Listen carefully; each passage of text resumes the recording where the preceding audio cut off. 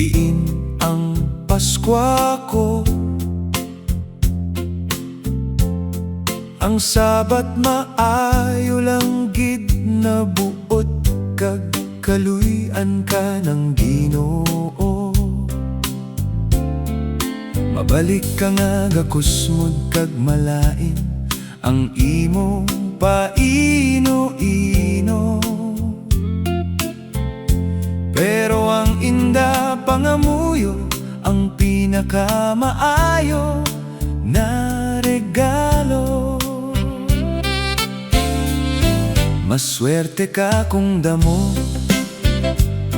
ninang kaninong mo. Sigurado may isa gid na matao sa imo regalo. May ginatos 50 kung waya-waya na gidhay maski 5. Malipay ka na daw pamatyag mo, nagdaog na sa loto. Sa edad ko na sobra 3 dekada, isa lang ako kabeses nakatilaw Paskwa.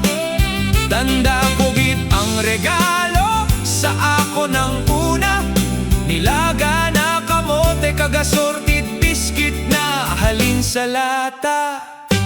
Pag Christmas party sa eskwela, sobra na kalipay. Damo ang handa, may pansit, puto, biko, juice, katinapay. Sa exchange gift, excited na kaayo. Pagbukas, pretzels, cheese, kag plastic balloon ang suyod ng regalo. Sa kalingaw, hindi kami magpadaog. Damo ang imbensyon na pursado katunog. Yara ang bazuka na kawayan kag torotot na himo sa hanig ng nyog. May bonus pa nga takyob ng kaldero kag lata na ginuyod. Ang Christmas light namon ay original. Ang aninipot kong gabi sa piya pinagaidlap-idlap. Daog pa ang fiesta sa kahayag.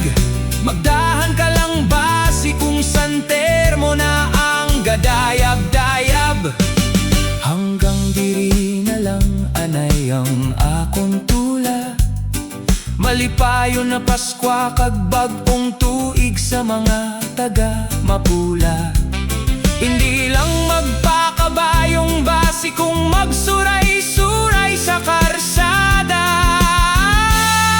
Kag hindi nakabalik sa ginikanan na makaselebrar ng Noche Buena.